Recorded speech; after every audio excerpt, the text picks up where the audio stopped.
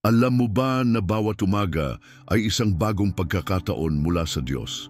Isang panibagong simula, isang imbitasyon mula sa langit na maranasan ang kanyang biyaya, kagalakan at tagumpay, hindi lang para sa iyo, kundi para sa buong pamilya mo. Sa gitna ng katahimikan ng umaga, may tinig na gustong mangusap sa puso mo. Hindi aksidente na narito ka ngayon. Sa oras na ito, hayaang ang puso mo ay mapuno ng pag-asa at ang diwa mo ay mapanatag sa presensya ng Panginoon. Sinasabi sa awit 35, ang pag-iyak ay maaaring tumagal ng buong gabi, ngunit ang kagalakan ay dumarating sa umaga. Kaya ngayon, buksan mo ang iyong puso dahil may ibubuhos ang Diyos sa buhay mo na higit pa sa iyong inaasahan. Tara, lumapit tayo sa Kanya. Sa mga unang sandali ng umaga, habang ang mundo ay tahimik pa, may imbitasyon ng Diyos na lumapit ka sa Kanya. Hindi dahil kailangan mong maging perpekto, kundi dahil mahal ka Niya. Ang bawat hininga mo ngayon ay patunay na may layunin pa ang langit para sa buhay mo. Bawat galaw, bawat tibok ng puso mo may kahulugan. At sa oras na ito, nais kang yakapin ng Panginoon, yakap na may kagalakan, kapayapaan at tagumpay. Maraming beses nating hinahanap ang direksyon, ang sagot, ang liwanag sa gitna ng pagkalito. Pero ngayong umaga, ang Diyos mismo ang gustong mangusap sa iyo. Hindi sa pamamagitan ng ingay, kundi sa kalmadong tinig na nagmumula sa puso ng Ama. Sabi sa Jeremias 33:3, tumawag ka sa akin at sasagutin kita at ipakikita ko sa iyo ang mga dakila at mahirap unawain na mga bagay na hindi mo pa nalalaman. Iyan ang pangako ng Diyos. Hindi Kanya iiwan sa dilim.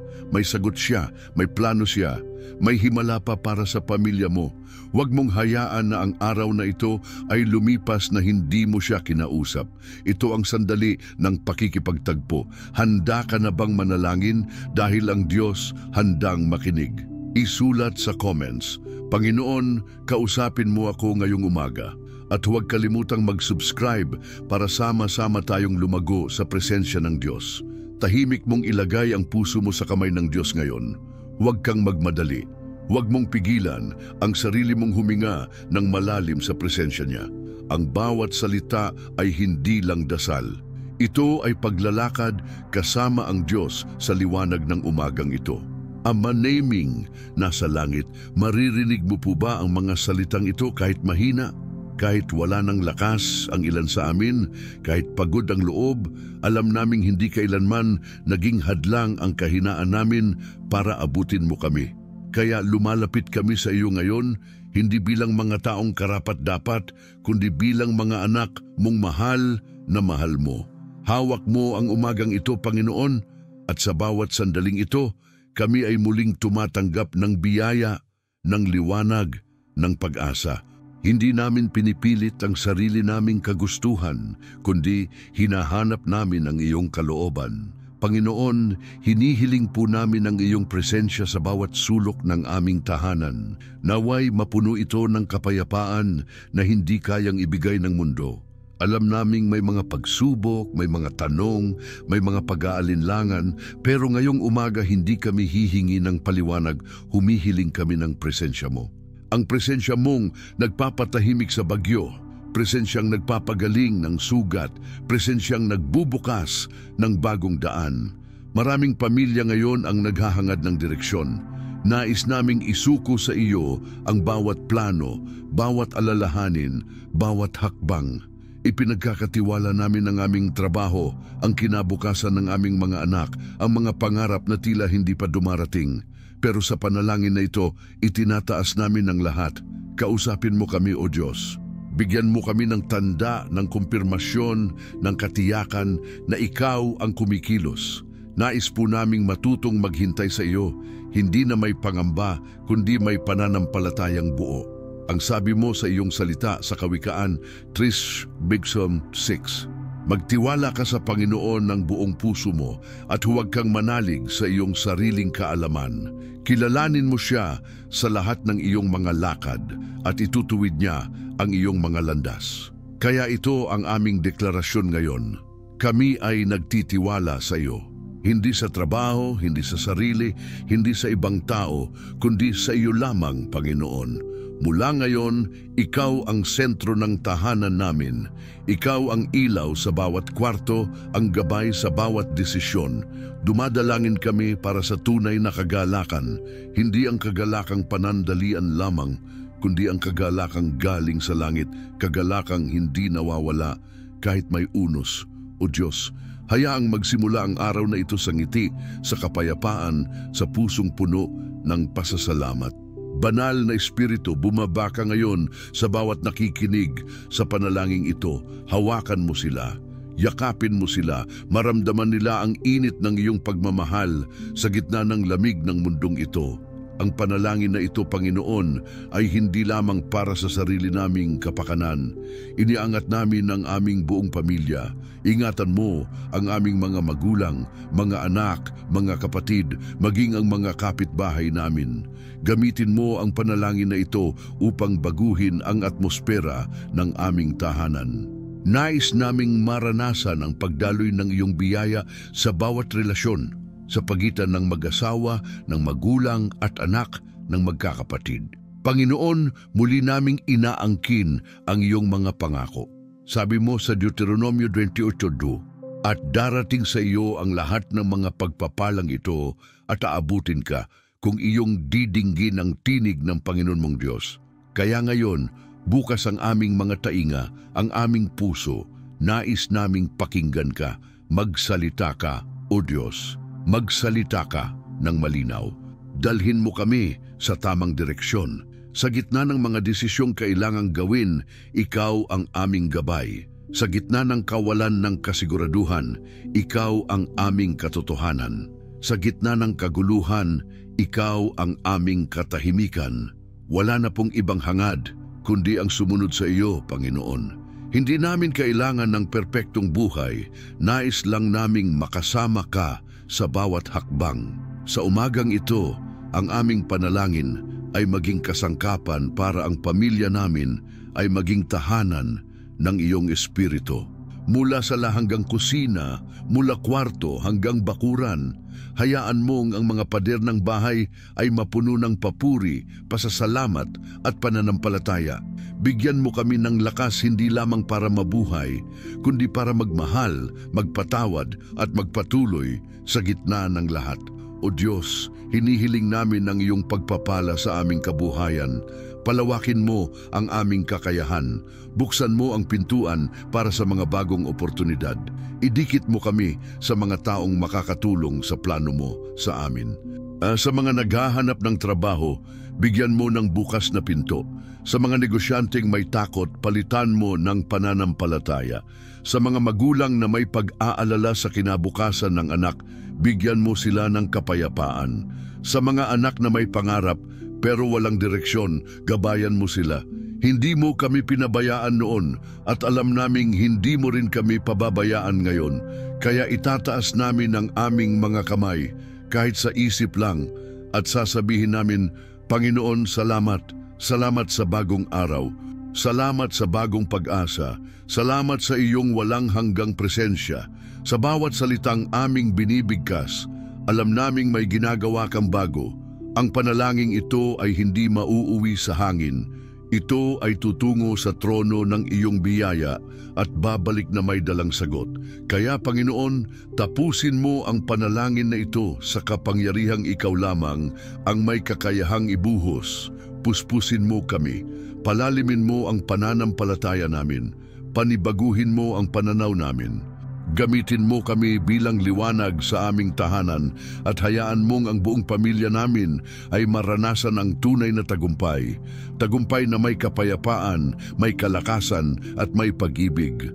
At habang ang presensya mo'y bumabalot sa amin, Panginoon, nais pa naming manatili, nais pa naming makinig, nais pa naming sumamba dahil ang panalangin na ito ay simula pa lamang ng mas malalim mong pagkilos sa aming buhay. Kung naramdaman mong nangusap sa iyo ang Diyos ngayong umaga, isulat sa comments, Salamat po Panginoon sa biyayang dumarating sa pamilya ko. At kung may gusto kang isama sa panalangin, banggitin mo lang sa comments. Sama-sama naming idudulog iyan sa Panginoon. Huwag mo ring kalimutang mag-subscribe para araw-araw ay sabay tayong lalapit sa presensya ng Diyos. Alam mo, sa bawat pamilya, may isang tao na tinawag ng Diyos para maging liwanag sa gitna ng dilim. Sa Biblia, isa sa mga pinakamakapangyarihang kwento ng pag-asa at direksyon ay ang buhay ni Joseph. Hindi siya naging hari, hindi siya naging propeta, pero naging instrumento siya ng tagumpay, hindi lang para sa sarili niya kundi para sa buong pamilya niya at sa buong bayan. Isipin mo ito, bata pa lang si Joseph, may panaginip na siyang galing sa Diyos. Nakita niya sa panaginip na yumuyuko ang mga bituin, araw at buwan sa kanya, isang pangitain ng tagumpay. Pero anong sumunod? Ipinagbili siya ng mga kapatid niya. Inggit ang nagtulak sa kanila, nilaglag siya sa balon, inalisan ng dignidad, dinala sa lugar na hindi niya kilala, naging alipin, ngunit kahit nasa lugar ng kawalan, hindi nawala ang Diyos sa puso ni Joseph. Dito mo makikita ang tunay na pananampalataya, paniniwalang hindi nakabase sa kalagayan, kundi sa pangakong hawak ng puso. Habang pinapakinggan mo ito ngayon, baka may mga sitwasyon sa buhay mo na parang katulad ni Joseph. Feeling mo itinapon ka, iniwan, sinaktan. O baka naman hindi ka iniwan ng tao, pero pakiramdam mo, iniwan ka ng langit. Pero kapatid, pakinggan mo to, hindi ka nakakalimutan ng Diyos. Ang katahimikan ng Diyos ay hindi kawalan. Minsan, sa katahimikan, mas malalim siyang kumikilos. Mas personal, mas tiyak. Habang nasa kulungan si Joseph, hindi siya tumigil manalangin. Hindi siya nagreklamo, hindi siya nagmaktol. Sa halip, pinili niyang maglingkod. Doon mismo sa lugar ng kawalan, pinili niyang magpakasipag, maging tapat at manatiling konektado sa presensya ng Diyos. Kaya kahit nasa kulungan siya, pinaburan siya ng mga tao. At higit sa lahat, pinaburan siya ng Diyos. Napansin siya ni Pharaoh, inangat siya, ginawang tagapamahala ng buong Ehipto. Isipin mo yan, mula sa kulungan patungong palasyo. Kaya gusto kitang tanungin ngayon, ikaw ba'y nasa kulungan ng takot, ng kawalan ng pag-asa, ng paghihintay? Ikaw ba'y nasa panahong tila walang gumagalaw? Gusto kong ipaalala sa iyo, hindi kailangang makita ang tagumpay para maniwala. Minsan, kailangang maniwala muna bago dumating ang tagumpay. Tulad ni Joseph, manalangin ka sa umaga kahit wala pang pagbabago. Ideklara mo sa puso mo na darating ang panahon ng pag-angat. Ang morning prayer mo ngayon ay maaaring ang binhi ng tagumpay bukas. Ang panalangin para sa pamilya mo ay maaaring ang simula ng pagbabalik loob ng iyong anak, ng asawang matagal ng malamig, ng kapatid mong lumalayo sa Diyos. Alam mo, si Joseph, kahit hindi niya alam kung kailan matatapos ang pagsubok niya, hindi siya bumitaw. At sa dulo, ang pamilyang sumakit sa kanya, ang kapatid niyang nagbenta sa kanya, sila rin ang lumapit sa kanya para humingi ng tulong. At alam mo kung anong ginawa niya? Hindi siya gumanti, hindi siya nagalit, pinatawad niya. Niyakap niya pa at sinabing, ang balak ninyo sa akin ay masama, ngunit ito'y ginawang mabuti ng Diyos. Genesis 50:20. Ganun din ang kayang gawin ng Diyos sa iyo. Ang paninira ng iba, ang pagkakait, ang paninira ng kaaway, lahat yan kayang baliktarin ng Diyos para sa ikabubuti mo. Huwag mong sukuan ang panalangin, huwag mong sukuan ang pamilya mo, huwag mong sukuan ang sarili mo. May ginagawa ang Diyos na hindi mo pa nakikita pero mararamdaman mo sa tamang panahon. Kapag pinili mong kumapit sa Kanya araw-araw, sa morning prayer mo, sa tahimik mong pagluha habang lahat ay natutulog pa, sa malalim mong "Fala conmigo, Señor", naririnig ka niya. Isa-isa, tumpak, buo, walang salang sagot. Hindi lang ito basta panalangin, ito ay pagsunod, ito ay paglalakad kasama siya. Sa tuwing sinasabi mo sa Diyos, "Panginoon, Ikaw ang bahala", may pintuang nabubuksan sa langit. Kaya ngayon gusto kong hamunin ka. Gusto mong makitang magbago ang pamilya mo? Simulan mo sa panalangin, hindi sa diskusyon, hindi sa argumento, kundi sa panalangin. Gaya ni Joseph, manahimik ka sa loob, pero sa espiritu, lumalaban ka sa pananalig. Gaya ni Joseph, yakapin mo ang direksyon ng Diyos. Kahit hindi mo pa ito naiintindihan, ang tagumpay ay hindi palaging pera o posisyon. Minsan, ito'y kapayapaan sa gitna ng kaguluhan. Minsan, ito'y pagmamahalan sa loob ng pamilya. Minsan, ito'y paghilom ng pusong sugatan. At ang mga tagumpay na iyon, kapatid, ay dumadaloy sa buhay ng taong marunong manalangin. Kaya habang pinapakinggan mo ito ngayon, hayaan mong paalalahanan ka ng Espiritu ng Diyos. Ikaw ang Joseph ng pamilya mo. Ikaw ang ilaw sa panahong madilim. Ikaw ang daluyan ng pangako ng Diyos. Panalangin ang sandata mo, pananampalataya ang sigaw mo, pag-ibig ng Diyos ang lakas mo. At kung sa tingin mo, wala ka ng lakas, huwag kang matakot dahil sa mga sandaling wala ka ng ibubuga. Doon dumarating ang Espiritu ng Diyos na nagsasabing, "Anak, ako na ang kikilos." Kaya ngayon, bago tayo tumuloy sa susunod na bahagi ng paglalakbay na ito, gusto kong itanong sa iyo, saang bahagi ng kwento ni Joseph ka ngayon? Sa balon ba ng pagkakabagsak? Sa kulungan ng pagdududa? O nasa pintuan ka na ng palasyong inihanda ng Diyos? Saan mo gustong dalhin ka ng Diyos mula sa araw na ito? Isulat sa comments. Ako ang Joseph ng pamilya ko, Panginoon. Kung may partikular kang ipinagdarasal para sa pamilya mo, ilagay mo rin. Sama-sama nating idudulog yan sa Panginoon. At huwag mong kalimutang mag-subscribe para sa susunod nating panalangin. Baka iyon na ang mismong himalang hinihintay mo. Minsan, ang pinakamatinding labanan ay hindi sa labas, kundi sa loob natin. Isang tanong ang paulit-ulit na bumubulong sa isipan, Panginoon, anong dapat kong gawin? Tahimik mong tinitingnan ang langit, sabay hinga, at muling babalik sa pang-araw-araw na pakikibaka, mga desisyon, mga responsibilidad, mga tanong na walang kasagutan. Pero narito ang paalala ng Diyos ngayong umaga, hindi ka kailanman iniwang mag-isa sa mga tanong na yan. Nais niyang ikaw ay gabayan, akayin, at bigyan ng malinaw na direksyon. Sa tuwing lumuluhod ka sa panalangin sa umaga, hindi lang ito isang relihiyosong gawain. Ito'y isang pagtanggap ng bagong direksyon mula sa langit. Tuwing binubuksan mo ang puso mo sa Diyos, binubuksan din niya ang kalangitan para sa iyo. May mga pintuang hindi natin alam na kayang buksan ng isang taimtim na panalangin. May mga landas na hindi natin kailanman aakalain na pwede nating tahakin, pero sa tamang oras, kapag ang puso ay handa, idinadaan tayo ng Diyos doon. Hindi mo kailangang makita ang buong daan. Hindi mo kailangang malaman lahat ng detalye. Kadalasan, sapat na ang isang hakbang ng pananampalataya. Sabi nga sa awit 119:105, ang iyong salita ay ilawan sa aking mga paa at liwanag sa aking landas. Ibig sabihin, hindi floodlight ang ibinibigay ng Diyos, kundi ilaw sa bawat hakbang. Isang hakbang muna, tapos isa pa, tapos isa pa ulit, at sa bawat paglakad unti-unting lumilinaw ang daan. Marami sa atin ang gustong makita agad ang resulta.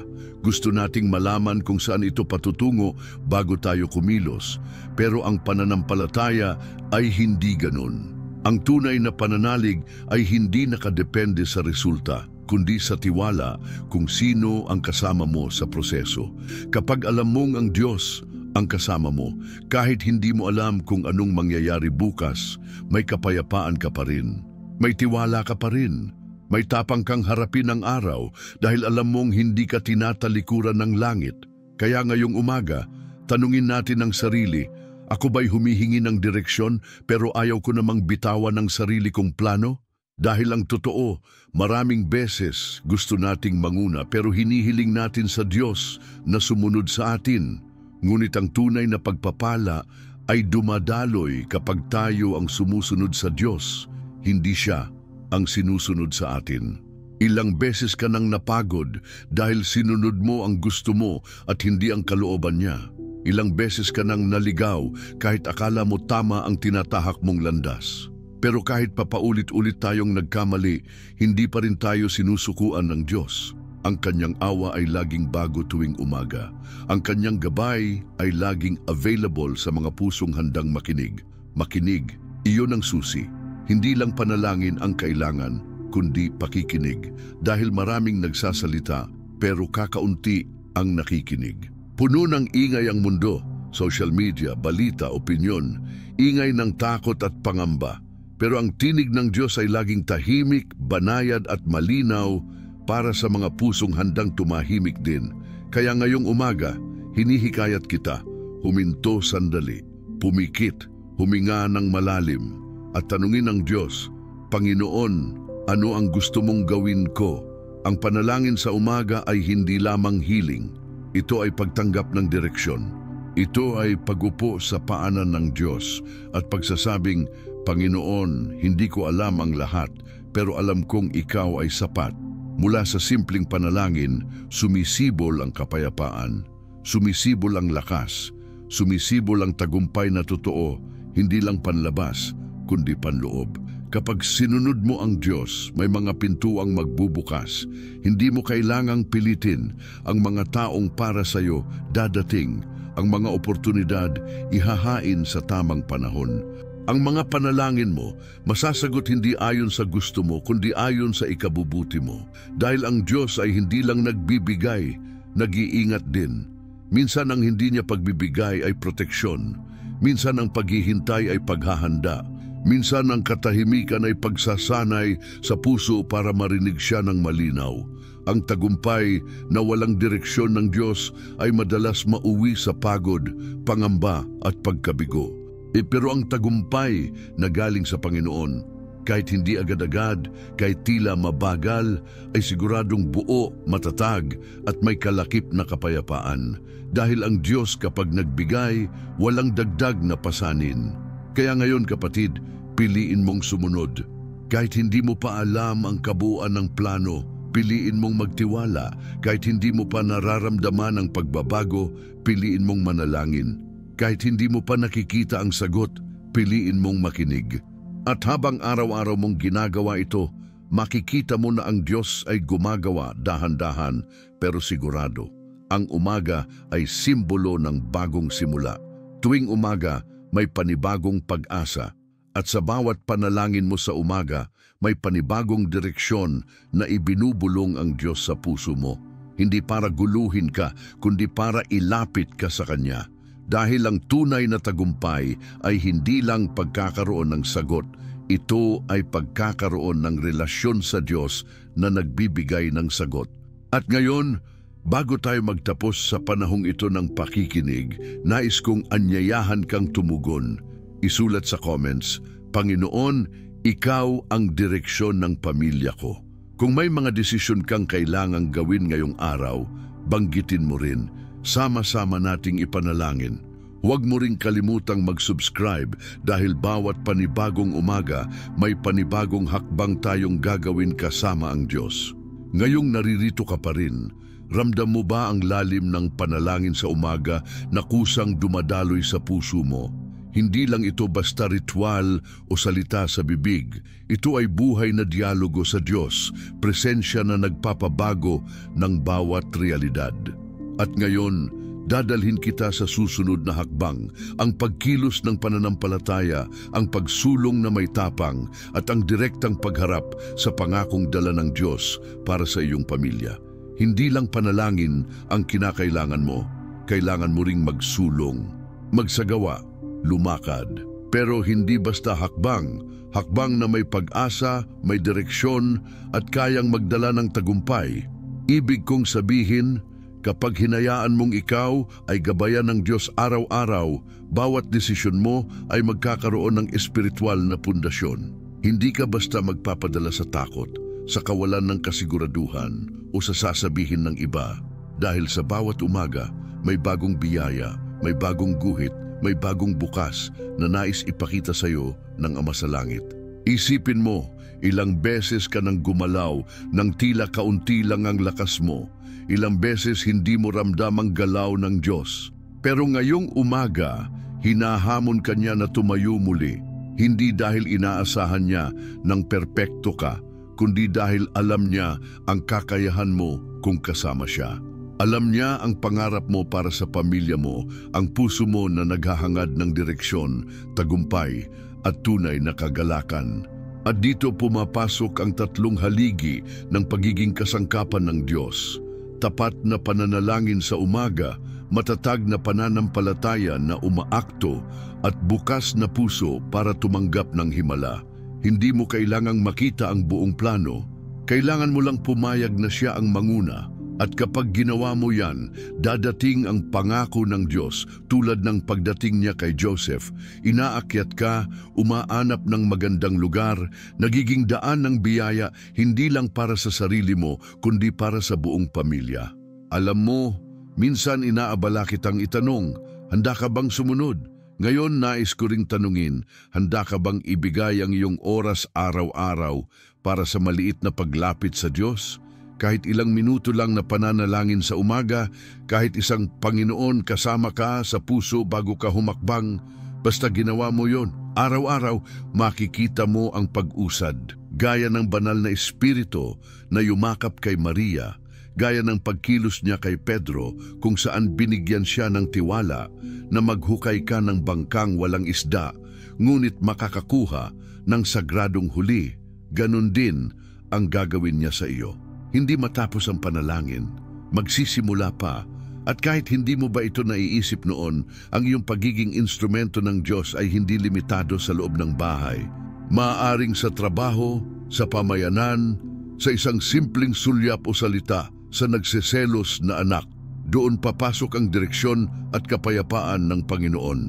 Isipin mo, isang simpleng Panginoon, gabayan mo po ang paghakbang ko ngayon, maaari nang magdala ng pagbabago at tagumpay para sa iyo, sa asawa mo, sa anak mo. Ang pagnilayan mo habang hindi pa dumarating ang susunod na bahagi. Paano kung ang susunod na bahagi ng kinabukasan mo ay magsisimula sa isang panalangin ngayong umaga? Paano kung ang susunod mong yapak na puno ng tapang at direksyon mula sa Diyos ang magiging daan sa kasagutan na pinakahihintay mong dalhin sa pamilya? Hindi ito pantasya, ito'y pangako. At ang pagmumungkahi ko sa iyo ngayon, umpisahan mo ito ngayon dito mismo. Huwag hayaang maubos ang oras, dahil bawat araw, bawat umaga na nagigising ka, may bagong kapangyarihan na naghihintay. Kung naramdaman mong ito na ang umagang iyon, isulat sa comments, Panginoon, gamitin mo ako sa pamilya ko. At kung meron kang hinahabol na bahagi ng tagumpay, kaya niya bang paghilumin ang relasyon? Kaya bang ibalik ang halakhak sa tahanan? I-share mo rin yan, sama natin idulog sa Diyos. At kung hindi ka pa nakasubscribe, ngayon na ang tamang panahon, pisilin mo yung button para sabay nating sundan ang bawat hakbang ng direksyon ng Diyos. Kapatid, habang narito ka pa, alam kong may ginagawa ang Diyos sa puso mo. Hindi aksidente ang pananatili mo hanggang dulo. Ibig sabihin, may binubuo siya sa loob mo na hindi mo paganap na nauunawaan, pero ramdam mo na. Tahimik, banayad, pero totoo. Hindi ito basta pakiramdam. Ito ang kilos ng Espiritu Santo, ang kanyang presensya na unti-unting humuhubog sa iyo, binabago ka mula sa loob. Ngayon, habang naglalakbay ka sa panalangin, habang pinapakinggan mo ang bawat mensaheng ito, baka napansin mo, may kapayapaang dumarating. Hindi tulad ng mga karaniwang salita na naririnig mo sa araw-araw. Ibang klaseng katahimikan. Isang uri ng tahimik na kumpirmasyon na nagsasabing, Anak, tama ang ginagawa mo. Ituloy mo lang. Ganiya ng Panginoon kapag naroroon siya. Hindi ka niya sinisigawan. Hindi ka niya minamadali. Pinapaligiran ka niya ng presensya niya hanggang maramdaman mong sapat na siya kahit walang sagot pa. Sa umagang ito, marahil isa ka sa mga naghihintay ng direksyon, ng kasagutan, ng kilos na magpapabago ng lahat. Pero alam mo, may mga pagkakataon na ang sagot ay hindi isang milagro na biglang dumarating.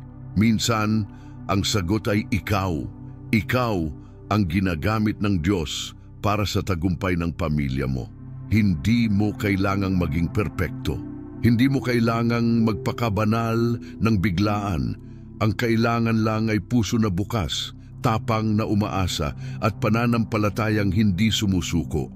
Kung naramdaman mong gusto mong umiyak habang naririnig mo to, o kaya'y parang may gumagalaw sa puso mo na hindi mo maipaliwanag, huwag mo itong pigilan.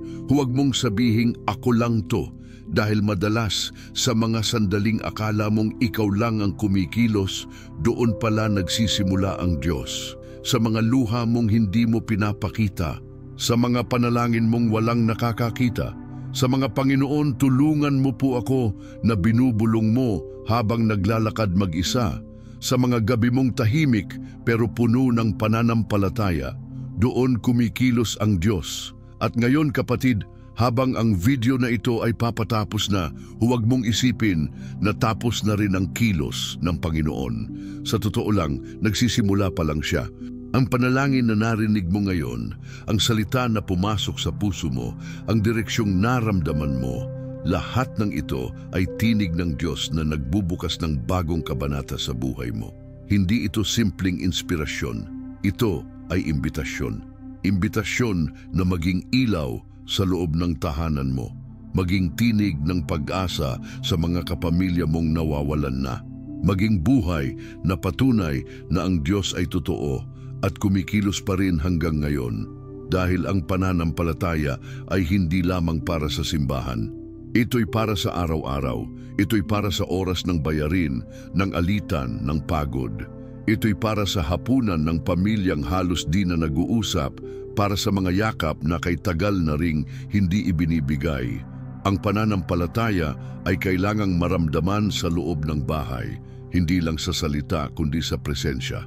At kung ikaw ang unang nakaramdam nito ngayon, baka ikaw ang unang tinatawag ng Diyos para magsimula ng pagbabago. Hindi mo kailangang hintayin pa ang perpektong oras. Ngayong umaga, sa mismong sandaling ito na ang simula. Ito na ang sandali ng direksyon. Ito na ang umagang itinalaga ng Diyos para sa isang panibagong yugto sa buhay mo. At hindi mo kailangang tahakin ito mag-isa. Kasama mo siya. Kasama mo kami, kasama mo ang buong langit na nagmamasid at nagagalak sa bawat simpleng oo na binibigay mo sa Diyos. Kaya bago natin tuluyang tapusin ang oras na ito, hayaan mong ibulong ito mula sa puso mo. Panginoon, salamat sa bagong simula. Salamat sa pag-asa, salamat sa presensya mo. Kung sinabi mo yan ng taos-puso, ramdam ng langit ang tibok ng puso mong handang sumunod. Huwag mong bitawan ang init na nararamdaman mo ngayon sa presensya ng Panginoon. Pagyamanin mo ito araw-araw sa panalangin. Gamitin mo ang bawat umaga para makinig, para lumapit, para magsimula. At bago mo isara ang video na ito, nais kong marinig mula sa iyo. Isulat sa comments, ako ay handang sumunod sa direksyon ng Diyos. Kung may panalangin ka para sa pamilya mo, para sa trabaho mo, para sa sarili mo, sabihin mo rin, ilalagay natin yan sa puso ng pananalangin.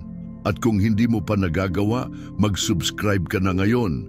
Hindi para lang sa mga video, kundi para sa bawat araw na may bagong panalangin, bagong salita, at bagong lakas mula sa Diyos. Pindutin mo rin ang video na lumalabas sa screen ngayon. May inihanda pa ang Diyos na mensahe para sa iyo roon. Baka yun na ang kasagutan sa tahimik mong panalangin.